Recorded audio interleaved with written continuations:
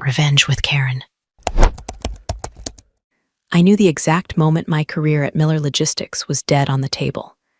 It wasn't when the quarterly projections dipped, and it wasn't when my late husband's portrait was moved from the lobby to the breakroom hallway next to the fire extinguisher.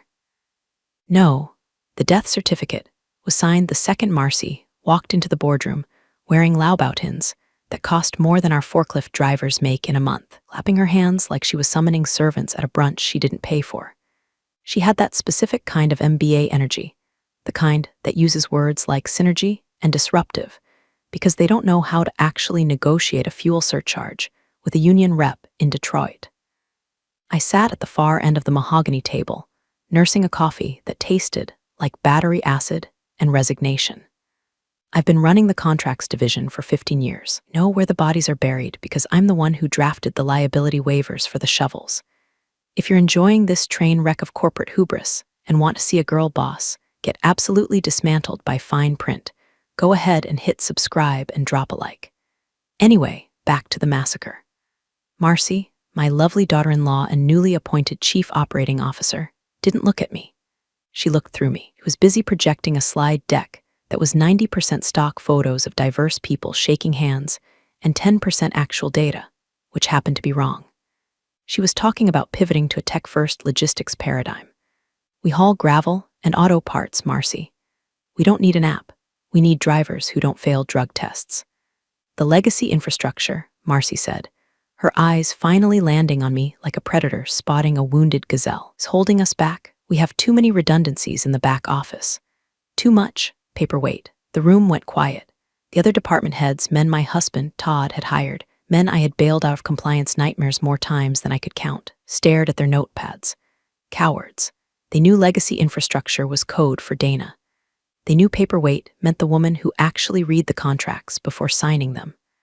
I didn't flinch. I just took a slow sip of that terrible coffee.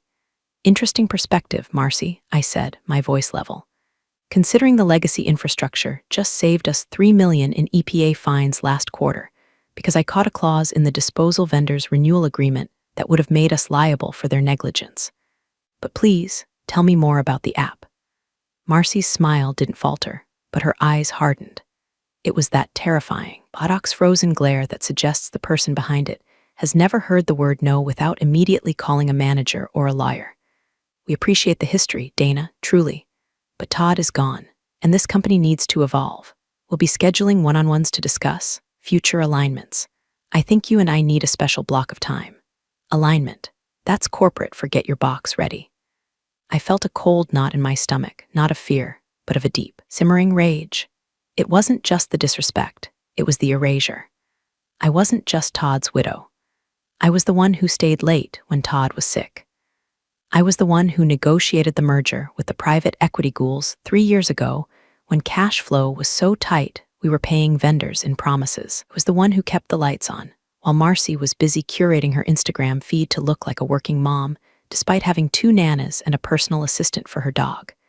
The meeting dragged on for another hour of buzzword bingo. Holistic approach, drill down, low-hanging fruit. I stopped listening and started observing. I watched the way the CFO, Dave, wouldn't make eye contact with me. I watched the way the HR director, spineless woman named Brenda, who I had personally mentored, was furiously typing on her phone under the table.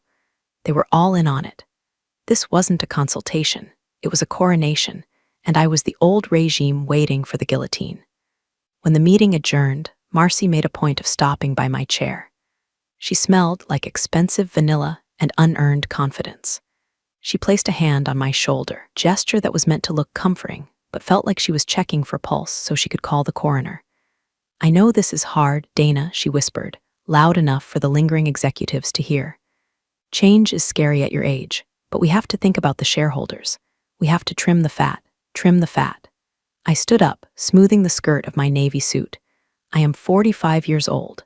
I run 5 miles a day, have a mind like a steel trap, and a tolerance for bullshit that was currently redlining. I agree, Marcy, I said, offering her a smile that didn't reach my eyes, a mirror image of her own plastic pleasantry. The shareholders deserve value. Efficiency is key. I look forward to our chat. I walked out of that conference room with my head high, the sound of her stilettos clicking behind me like a countdown clock. She thought she was hunting me. She thought I was just the grieving widow holding onto a ghost job. She didn't know that I wasn't just an employee. I was the architect of the very floor she was standing on, and she had no idea that I had installed a trapdoor. I went back to my office, the corner office that used to be Todd's, the one Marcy had already instructed maintenance to measure for structural updates, and I closed the door. I didn't cry. I didn't panic. I sat down at my desk, locked the bottom drawer, and pulled out a single red folder. Inside wasn't a resume. It wasn't a plea for mercy. It was a document I had drafted 3 years ago during the Evergreen acquisition panic, when the board was terrified of a hostile takeover and begged me to secure the loyalty of the executive team. They had signed everything I put in front of them without reading it, too busy hyperventilating about stock prices. I opened the folder to page 14. The paragraph was short, boring, really. Just legal text in 11-point Times New Roman. But to me, it looked like poetry. It looked like a loaded gun. Marcy wanted to trim the fat. She wanted to talk about alignment. Fine, we would talk. But first, I needed to let her dig the hole a little deeper. I needed her to feel safe. I needed her to think she had won. I turned to my computer and saw the first email from HR. Subject: urgent. Policy updates and signature required. The game was on. The email from Brenda in HR was a masterpiece of passive-aggressive corporate violence. It was flagged high importance and contained a 40-page PDF attachment titled Employee Handbook and Compensation, Restructuring 2024. The body of the email was sickeningly sweet. Hi, Dana. Just doing some housekeeping to get everyone on the same page with Marcy's exciting new vision. Please sign and return by EOD. Thanks, I didn't sign it. I didn't even reply immediately. Instead, I hit print. The heavy-duty laser printer in the hallway hummed to life, churning out the pages. I stood there, watching the paper stack up, feeling the eyes of the junior analysts on me. The office atmosphere had shifted overnight. It's amazing how quickly a workplace turns into a high school cafeteria when the alpha queen decides someone is out. People I had hired, people whose baby showers I had organized, were suddenly fascinated by their spreadsheets when I walked by. They could smell the blood in the water.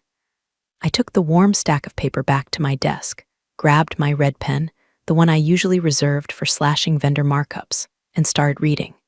It was worse than I thought. It wasn't just housekeeping. It was a demotion disguised as a lateral move. Clause 4.2, renegotiation of title. Clause 8.1, revocation of seniority bonuses. And the kicker, Clause 15, A, at-will termination revision, which essentially stripped executive officers of specific grievance rights if their role was deemed redundant due to technological advancement. Marcy had written this. Or rather, she had paid some overpriced external consultant to write it, specifically to target me. It was a bear trap painted to look like a welcome mat. I circled the clauses, underlined the contradictions with state labor laws. I annotated the margins with case law citations. I spent 3 hours dissecting her vision until the document looked like it had been bleeding. Then I scanned it, saved it to my personal encrypted drive, and shredded the physical copy. I wasn't going to give them the satisfaction of a marked-up draft. I was going to give them silence. At 2:00 p.m., the intercom buzzed. All hands meeting in the warehouse. Attendance mandatory. I walked down to the warehouse. The air changed as soon as you crossed the threshold from the carpeted offices to the concrete floor. It smelled of diesel, dust, and cardboard. This was the heart of the company. These were the guys who actually moved the freight. They looked tired. They were leaning against pallets, arms crossed, wearing neon vests that were stained with grease. Marcy stood on a makeshift stage made of wooden pallets, holding a microphone like she was performing a stand-up special. She had swapped the stilettos for pristine white sneakers, a calculated attempt to look down to earth that only made her look more like a tourist in her own business. "Hey team," she shouted, her voice echoing badly in the cavernous space. "Who's pumped about Q3? Silence. A forklift beeped in the distance. I know, change is tough," she continued, undeterred by the total lack of enthusiasm. "We are streamlining. We are cutting the dead weight so you guys can move faster.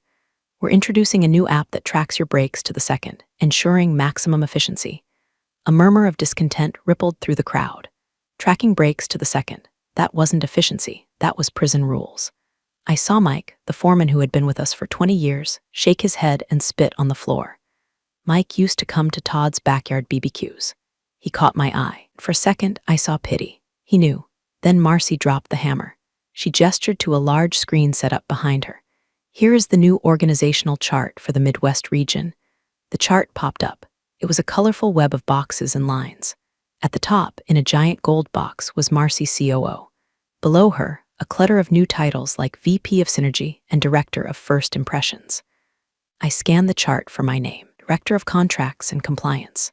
It wasn't there. I looked closer. At the very bottom, in a gray, detached box floating in the void, was a title, Legacy Consultant Interim. The breath left my lungs. She hadn't just fired me, she had publicly ghosted me. She had put my career in a gray box labeled Interim and projected it on a 20-foot screen in front of the entire company. I felt the heat rise up my neck, could feel the eyes of the warehouse crew shifting toward me. Some looked confused, others embarrassed. Marcy didn't look at me. She was too busy pointing at the gold box with her name in it. This structure, she chirped, allows for rapid decision-making without getting bogged down in historical bottlenecks. Historical bottleneck, that was me. I didn't storm the stage. I didn't scream. I did something that scared them more. I took out my phone, snapped a high-resolution photo of the screen, and then turned around and walked out. I went straight to the printer room on the executive floor. I needed to see if the digital erasure matched the physical reality. Sure enough, the new org charts were already being taped up. My name was gone from the phone directory list pinned to the wall. I walked back to my office and started packing. Not everything, just the personal things. The framed photo of Todd and me in Hawaii, the crystal paperweight the team gave me for my 10th anniversary, my ergonomic mouse. Brenda from HR appeared in my doorway, looking like a deer caught in headlights.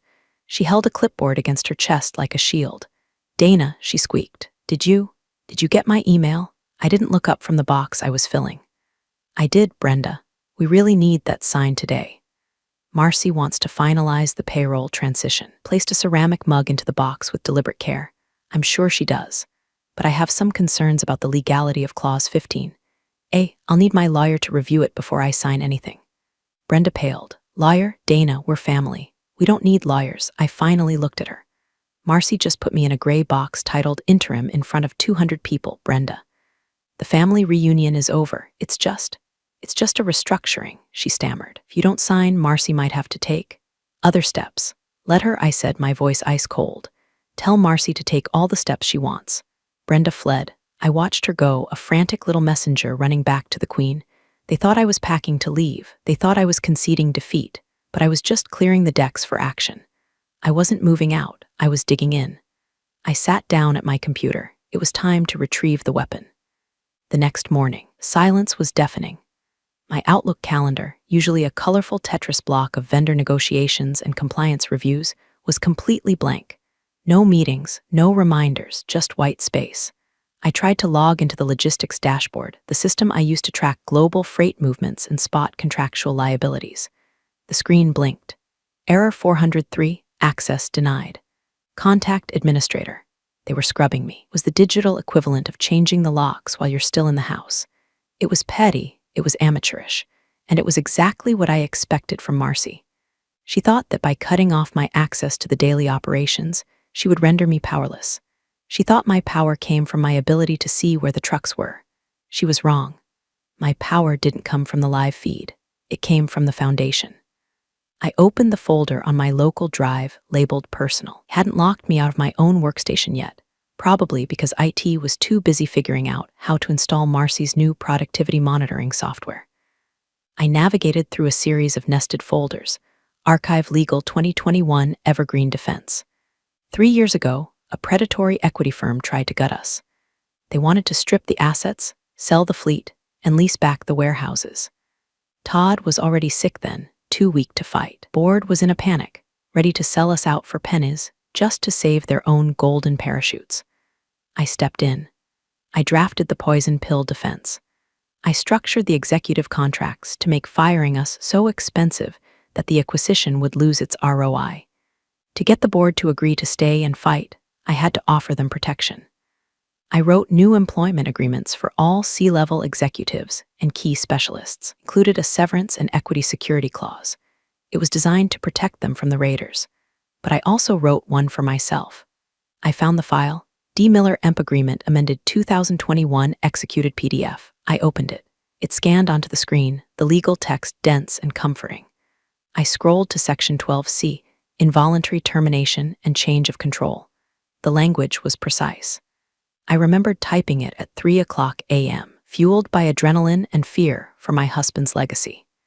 In the event of involuntary termination, without documented cause, as defined in Section 9, following a significant restructuring or change in executive leadership, the employee shall be entitled to an immediate transfer of equity equivalent to 10% of the company's total valuation at the time of termination, to be vested immediately.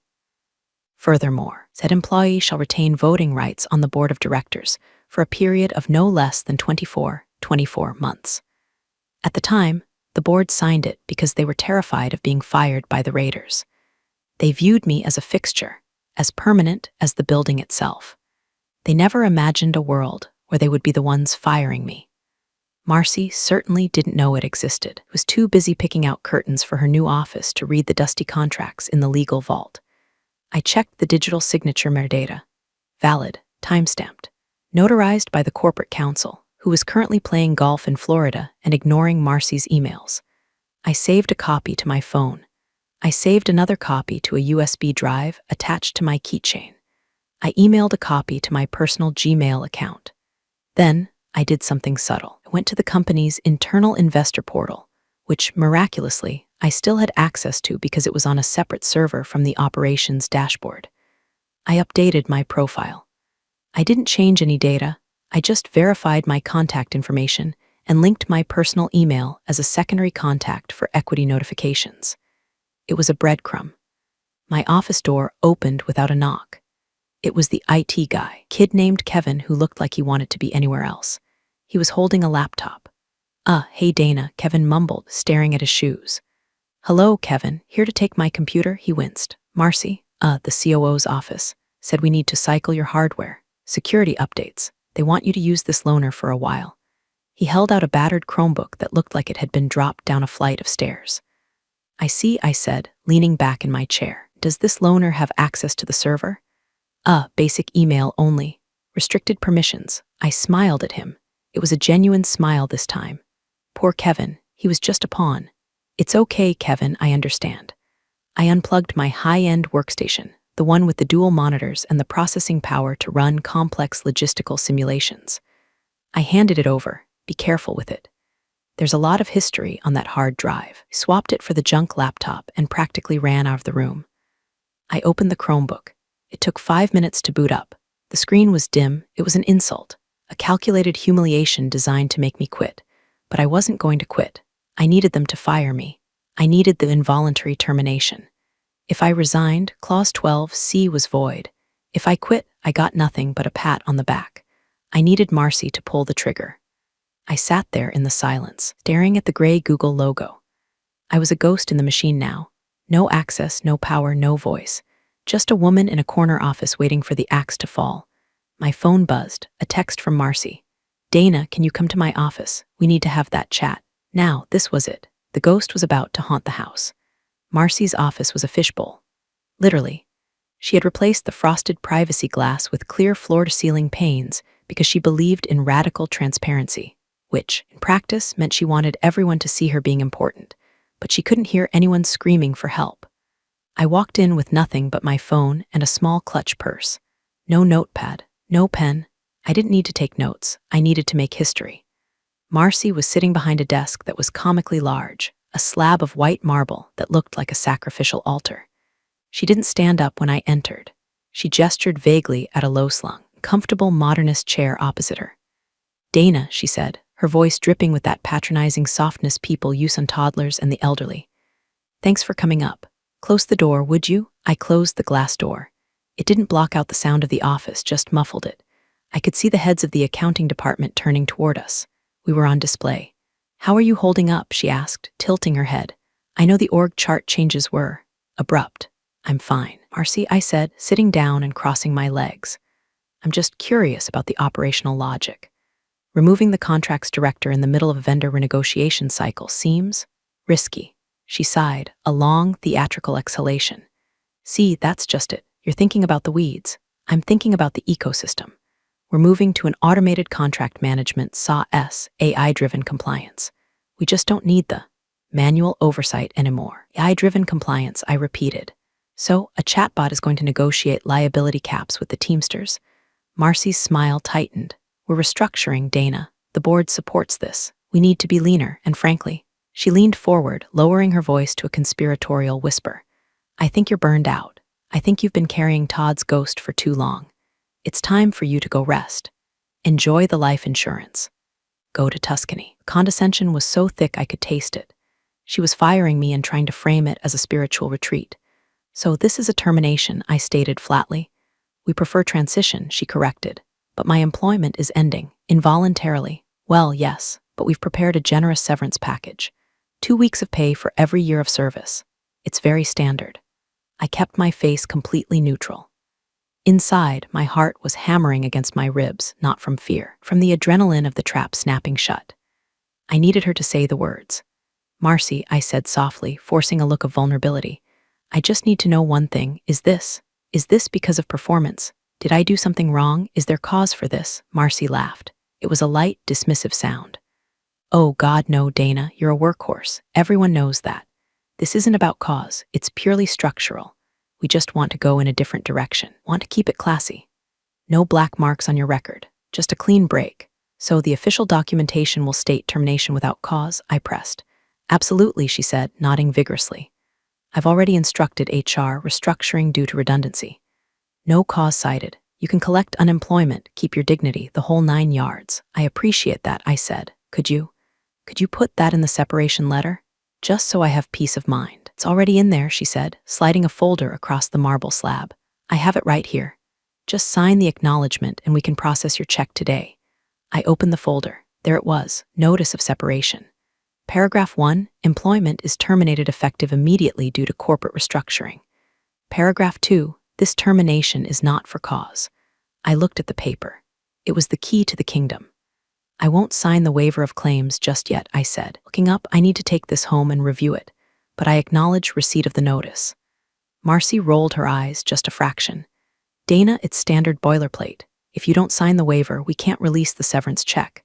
I understand, I said, but I acknowledge that I have been terminated. That's effective now, correct? Yes, effective immediately. You can hand over your badge to security on the way out. I stood up. I didn't take the pen. I took the folder. Thank you, Marcy, I said. You've been very clear. It's for the best, Dana, she called after me as I reached for the door handle. You'll see, you're going to be so much happier not worrying about this place. I looked back at her one last time. She was already checking her phone, dismissing me as a problem solved. She looked like a queen on a throne, unaware that the floor beneath her had just dissolved. I think you're right, I said. I think things are going to be very different now. Walked out of the glass box. The entire office was watching. I didn't look down.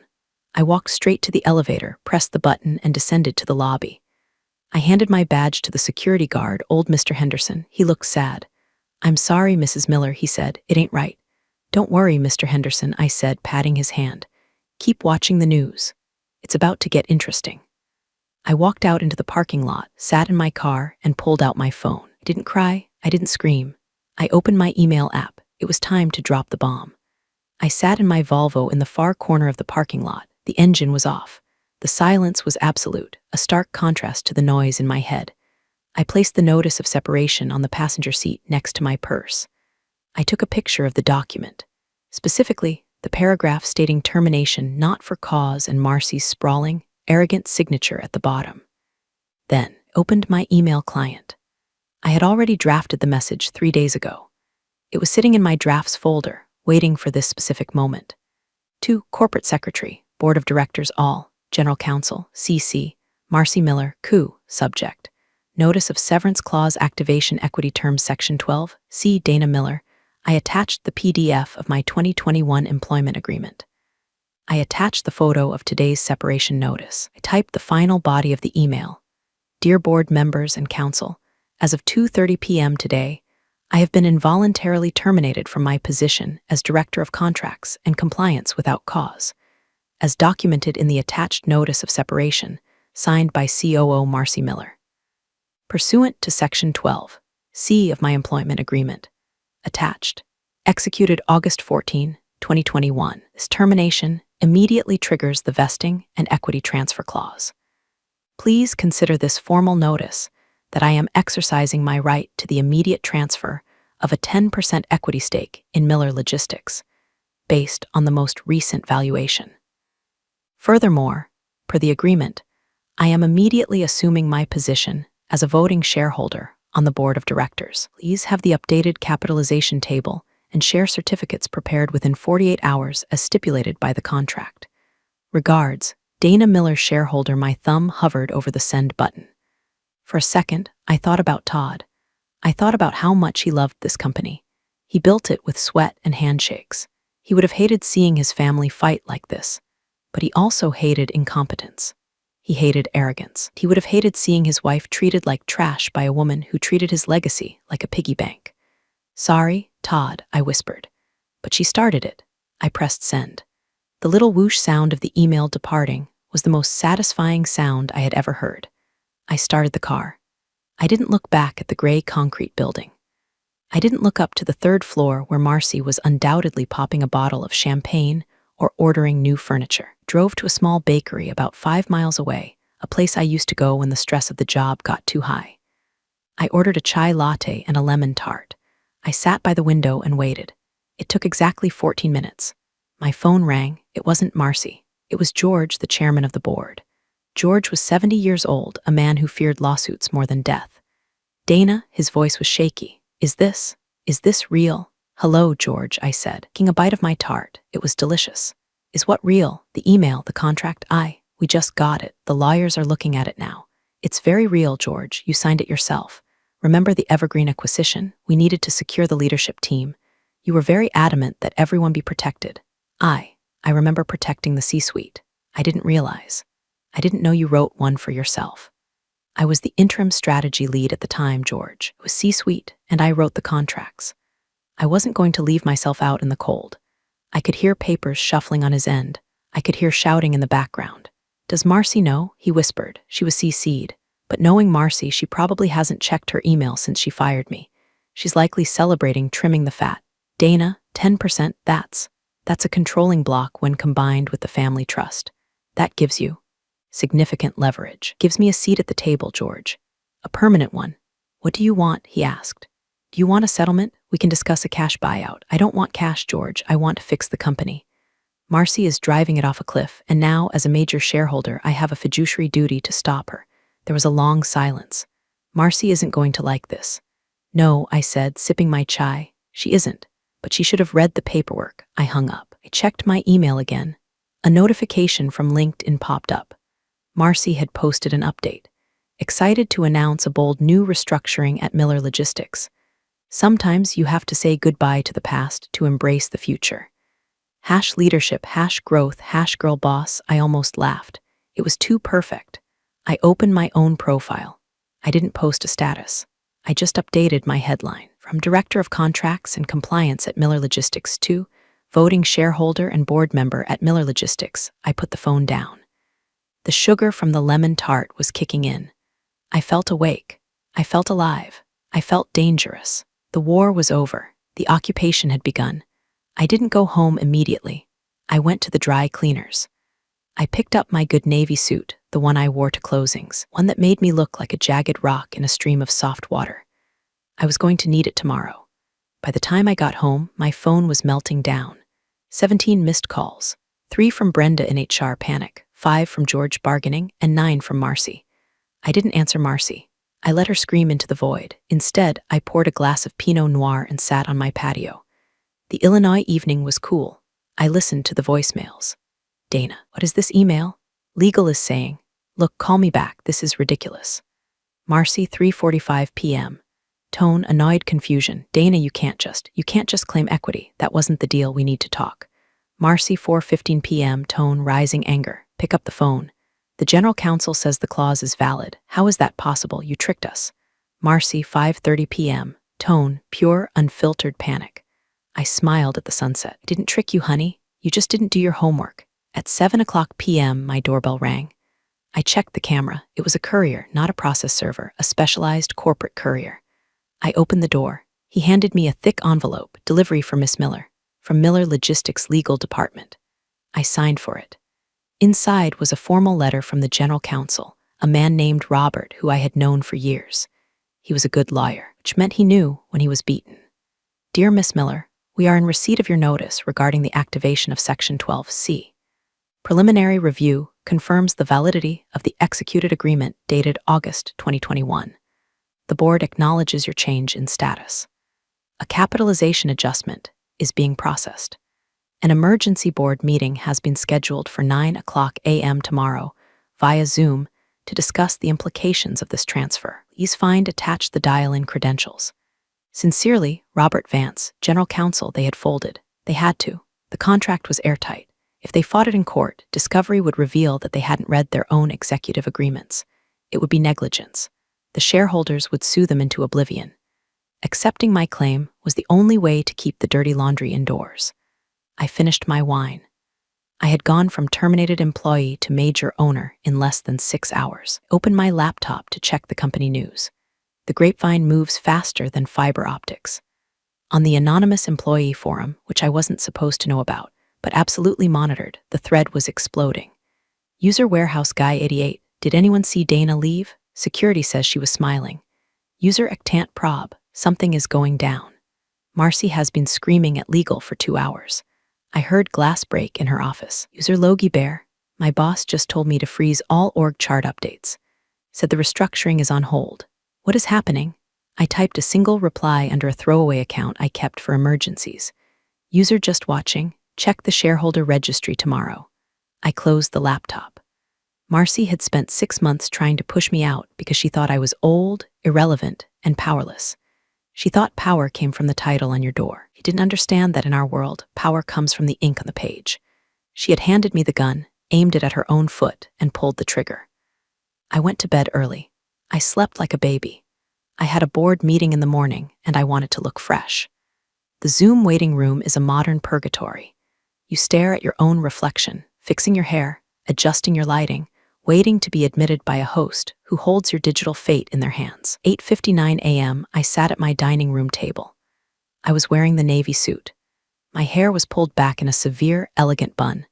Behind me, a curated bookshelf and a calm, neutral wall. No distractions. The screen flickered. Connecting, I entered the meeting. The grid populated. There were 7 squares. George, chairman, looking like he hadn't slept. Robert, general counsel, looking defeated. 3 other non-executive directors, looking terrified. Marcy was in her glass office. The lighting was harsh. Her hair was slightly frazzled, a loose strand hanging by her ear. Her eyes were red. She looked like someone who had been up all night trying to find a loophole that didn't exist. Good morning, I said. My voice was clear, crisp, and devoid of any emotion. This is blackmail, Marcy spat out immediately. George, tell her. This is fraudulent inducement. She hid that clause. I didn't hide anything. I replied calmly, looking directly into the camera lens. It was in the standard executive protection package approved by the compensation committee. You were on that committee, George. You voted for it. George rubbed his temples. I recall the package. I didn't realize it applied to interim roles. The definition of executive in the bylaws is quite broad, I said, but we aren't here to debate the contract. Robert has already validated it. We are here because, as of this morning, I hold 10% of the voting stock, which brings me to the agenda. There is no agenda, Marcy shouted. We are here to negotiate your buyout. You take a check and you walk away. I leaned forward slightly.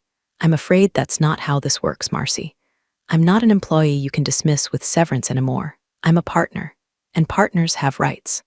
I picked up a document from my table. Per Article 9, Section 4 of the corporate bylaws, any shareholder holding more than 5% of the company's equity may call for an immediate vote of no confidence regarding executive leadership if said leadership has demonstrated fiscal irresponsibility or exposed the company to significant legal liability. The room went silent. Even Marcy stopped breathing for a second. You exposed the company to legal liability yesterday, I continued. You terminated a protected class employee without reviewing her contract, triggering a massive equity dilution event. That is negligence, Marcy. You cost the existing shareholders, including the family trust, 10% of their value in a single afternoon because you didn't want to read a PDF. You can't do this, Marcy whispered. I can. And I am. I am formally calling for a leadership review and a motion to remove the chief operating officer, pending an investigation into competence and breach of fiduciary duty. Seconded, said a voice. It was Robert, the general counsel. Marcy whipped her head around to look at her screen, betrayal written all over her face. Robert, you work for me. I work for the board, Marcy, Robert said, his face grim. And Dana is right. You triggered a poison pill because you were careless. We can't have that kind of risk at the helm. I am the family, Marcy shrieked. I am the future. Or liability, I said softly. George, call the vote. George looked at Marcy, then at me. He looked at the woman who was tanking the company with buzzwords, and the woman who had quietly kept it afloat for a decade. He looked at the woman who just outplayed the entire room without raising her voice. We have a motion and a second, George said, his voice heavy. All in favor of placing Marcy Miller on administrative leave pending review. I raised my hand. Robert raised his hand. The three other directors raised their hands. George hesitated, then slowly raised his hand. Marcy's mouth fell open. She looked around her glass office, realizing that the transparency she loved so much meant everyone outside could see her falling apart. Motion carries, George said. You're fired, Marcy. I didn't say it. I didn't have to. The silence said it for me. I'm disconnecting, Marcy stammered. She fumbled for the mouse. Video cut to black. I sat back in my chair. My heart was steady. Now, I said to the remaining stunned faces, let's talk about that logistics app. It's garbage, and we need to kill it before it ruins Q4. The days following the vote were a blur of vindication. Marcy wasn't just put on leave. She was effectively erased from the decision-making loop. The board, terrified of my next move and desperate to stabilize the stock, gave me carte blanche to stabilize operations. I didn't take my old office back. I didn't need it. I requested a conference room on the executive floor be converted into a strategic review hub. Walking back into the building was surreal. The security guard, Mr. Henderson, did a double take when he saw me. Mrs. Miller, I thought. I'm back, Mr. Henderson. Consultant basis. Owner privileges. I winked at him. The elevator ride up was quiet. The doors opened, the atmosphere was different. The tension was gone, replaced by a confused curiosity. They knew Marcy was out. They knew I was back. They just didn't understand the physics of how it happened. I spent the first week undoing the damage. First, I killed the brake tracking app. I sent an email to the warehouse floor. Effective immediately, the mandatory time tracking pilot is canceled. We trust you to do your jobs. Just get the trucks loaded. I heard later that the foreman, Mike, actually printed the email and taped it to the break room fridge. Next, I met with the external consultants Marcy had hired. They were slick, young guys in tight suits who spoke entirely in jargon. So, Dana, one of them said, we're worried about the velocity of the synergy if we pause the rollout. I'm worried about the velocity of your invoices, I replied. Your contract has a 30-day termination clause. I'm exercising it. You have until Friday to hand over your deliverables and clear out. You can't just, I own 10% of the company and I have the proxy votes of the board, I said, leaning back. I can do whatever I want. Goodbye. It wasn't revenge. It was cleanup. It was scrubbing the graffiti off a historic building. Marcy, meanwhile, was fighting for her life in the background. She was flooding the board with emails, claiming I had manipulated the legal context and that my actions were a hostile coup. She threatened to sue the company for wrongful suspension. I let her. Every time she sent a frantic, poorly spelled email, she just proved my point. She wasn't a leader, she was a panicked amateur. The final nail in the coffin came during the formal review of her expenses. Robert, the general counsel, brought the file to my temporary office. Dana, he said, looking uncomfortable. You should see this. I opened the ledger. Marcy had been charging consulting fees to a shell company registered to her brother. She had been expensing client dinners that were clearly personal vacations. It wasn't a huge amount of money in the grand scheme of things, maybe $50,000, but it was fraud. Well, I said, closing the file, that's cause. Robert nodded, that's cause. Draft the termination letter, I said, for real this time. No severance.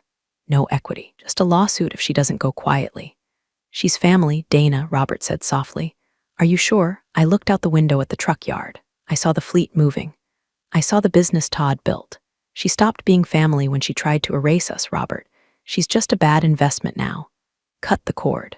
The decision was made. Marcy wasn't just losing her job, she was losing her reputation. She would be lucky to get a job managing a mall kiosk after this. I felt a strange sense of peace. I hadn't destroyed her. I had just turned the lights on. She destroyed herself. The day Marcy cleared out her glass office, the blinds were drawn. She didn't want an audience this time. I was in the break room making tea, not the battery acid coffee, but my own blend I brought from home when she came out. She was carrying a box. She looked smaller. The stilettos were gone, replaced by sensible flats. The arrogance had been sandblasted off, leaving something brittle and sharp beneath.